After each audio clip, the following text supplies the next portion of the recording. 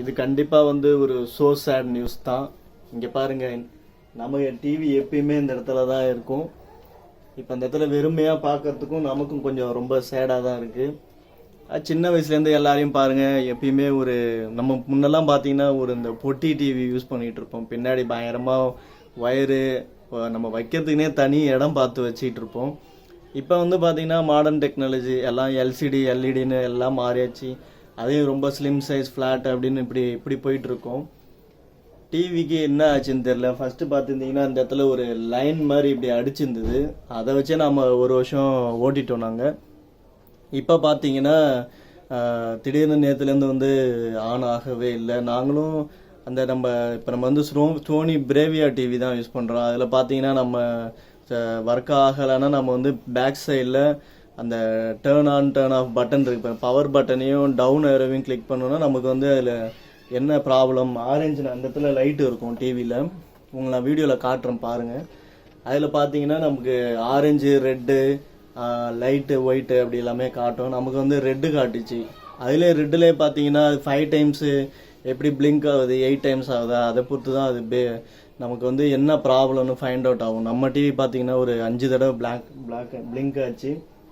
இந்த இடத்துல வெறுமையாக இருக்கிறது எனக்கே ரொம்ப பயங்கர டென்ஷனாக இருக்குது. எப்பயுமே நம்ம வந்து சின்ன வயசுலேருந்து டிவி தான் ரொம்ப அதிகமாக பார்ப்போமே. முன்னெல்லாம் பார்த்தீங்கன்னா நம்ம பக்கத்து வீட்டில் போய் டிவி பார்ப்போம். அங்கே ஒரு கூட்டமாக என்ஜாய் பண்ணுவோம். இந்த 90s கிட்ஸ்லாம் 2K கிட்ஸ்லாம் பார்த்தீங்கன்னா எல்லாமே வந்து ஒரு டிவி கிடச்சிருக்கும் வீட்டில். எல்லாருமே வந்து இப்போலாம் வாங்கிடுறாங்க. இதுலேயே வந்து சோனி சர்வீஸில் வந்து பார்த்துட்டு போயிட்டாங்க. அவங்க இது பயங்கரமாக மெஜாரிட்டி ப்ராப்ளம் இருக்கும், மேஜர் ப்ராப்ளம் அப்படிங்கிறாங்க.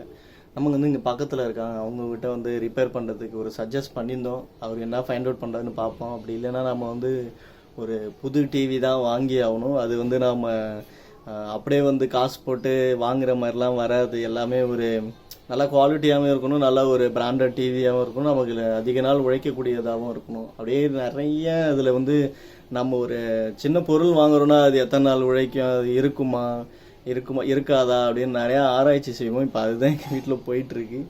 ஆனால் இது வந்து எங்களுக்கு தெரியாமல் இது வந்து எங்கள் இப்போ பட்ஜெட்டில் சேர்ந்துருச்சு. எல்லாரும் ஒரு திங்கிங்கில் இருந்தோம், இது பண்ணலாம் அது பண்ணலாம், நம்ம வந்து ஒரு ஃப்யூச்சர் ரெடி பண்ணி வச்சாலும் அது நடக்கிறது கிடையாது யாருக்கும். நாம் ஒன்று யோசிச்சு வைப்போம், அது ஒன்று நடக்கும். வாங்க நம்ம வந்து வாழ்க்கை போகிற பாதையிலே வந்து போவோம். இதுதான் நம்ம டிவி. லைன் வந்துருச்சு ஏற்கனவே. அடுத்த டிவி வாங்குறதா என்னன்னு இதை வச்சு தான் நம்ம பார்க்கணும்.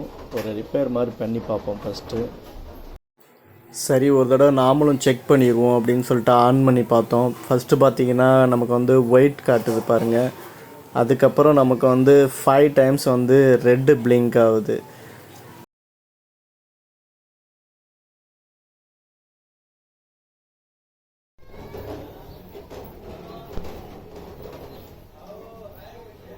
இங்கே கூட்டு வந்தாச்சு டிவி கடைக்கு. சோனி தான் வாங்கணும் ஃபஸ்ட்டு. நாம் வந்து டிவி கொடுத்துட்டு வந்தாச்சு. இப்போ நீங்கள் பார்த்துருப்பீங்க ப்ரீவியஸில் அந்த ரெட் கலர் வருது. அப்புறம் ஒருத்தர் வந்து செக் பண்ணார், இதெல்லாம் நீங்கள் வந்து பார்த்தீங்க.